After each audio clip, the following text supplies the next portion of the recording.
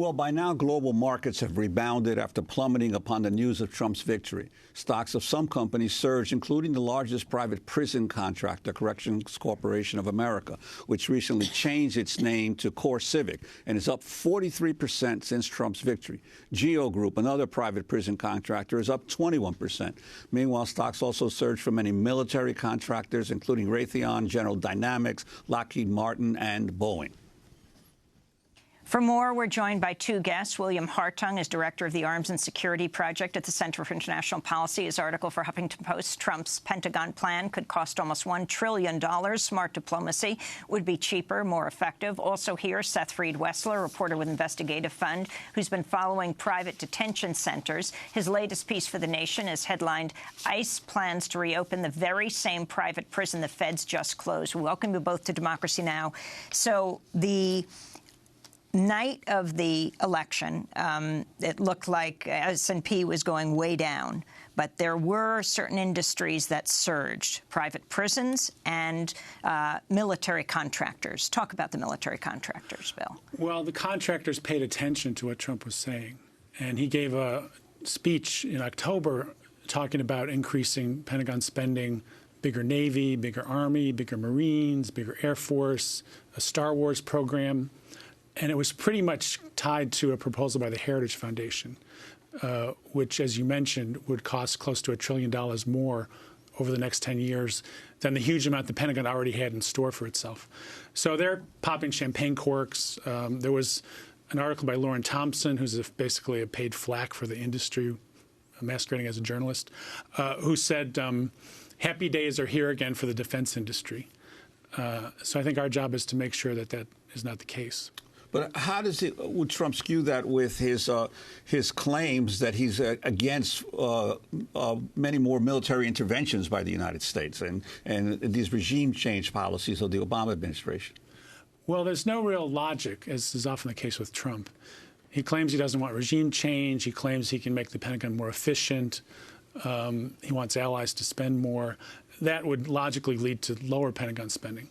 But he's kind of tied in with the neocons, with the industry. He seems to be taking a Ronald Reagan peace through strength argument. You can never spend enough on the Pentagon, then you decide how to use it. So he's basically made the Pentagon a cash machine again for contractors. And I think, those contradictions might be useful in trying to peel off some of his supporters, the ones who are reachable, to oppose some of these policies. And Seth Reed-Wessler, what about the prison industry and the private prison industry especially? Well, immediately after it was clear that Trump had won, we saw the private prison companies, CCA and GEO Group, their stocks just soar. And those are not things that happen out there in the economy on their own. They happen because people know that Donald Trump has run a campaign consistently describing what he will do and how he will treat immigrants. He's been actually fairly clear about that. He said that he will deport millions of people. He says that he will repeal Obama's executive actions that protect young, undocumented immigrants, so-called dreamers, from deportation. All of these people will be could be detained if picked up by immigration authorities, and the size of our detention system is poised to grow. The Trump campaign has also said that it wants to impose new mandatory minimum sentences on people who re-enter the country after deportation, requiring that people who return to the United States are handed years-long sentences for that act of crossing the border, which, if legislation like that passes, will result in multiple new prisons having to be built. The Obama administration recently ordered the Bureau of Prisons to begin closing federal private prisons.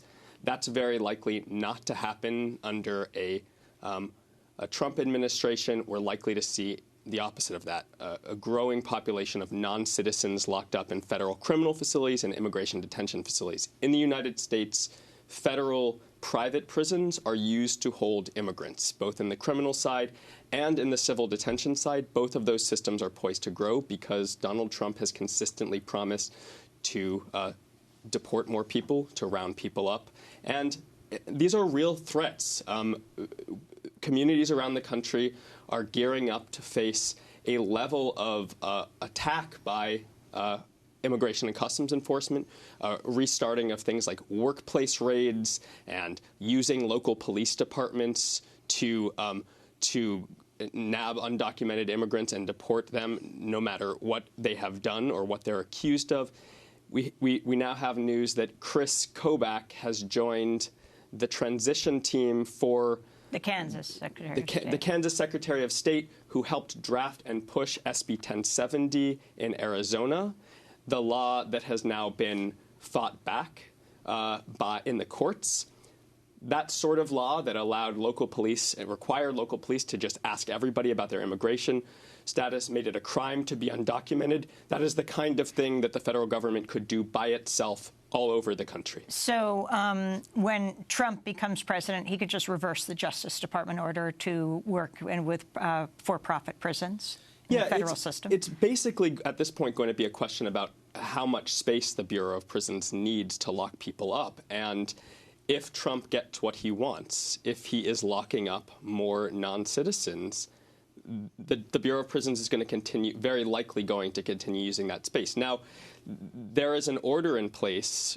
Obama has, the Justice Department has told the Bureau of Prisons to close these prisons, and there are several months now when some of these prisons could be emptied and closed. But what we just saw under Obama is that Immigration and Customs Enforcement, which has now been expanding the size of its detention system already, went in and started using one of those very federal prisons that the Bureau of Prisons just shut down. And I think we're likely to see more of that, prisons that might have been closed being repurposed or being used as they Rudy Giuliani, who is a key player right now for Donald Trump.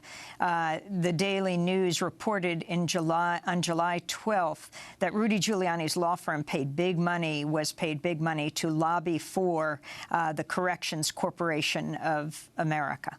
Yeah, and Geo Group put money into a PAC supporting Trump. I mean, it's clear that there is a lot of support in both directions. But Trump ran on a policy about going after immigrants. And going after immigrants, deporting immigrants, locking immigrants up, that means detaining and incarcerating people. And that's very likely to happen through private prisons. Seth Freed-Wessler, I want to thank you for being with us. From the Investigative Fund, William Hartung, Director of the Arms and Security Project at the Center for International Policy. As we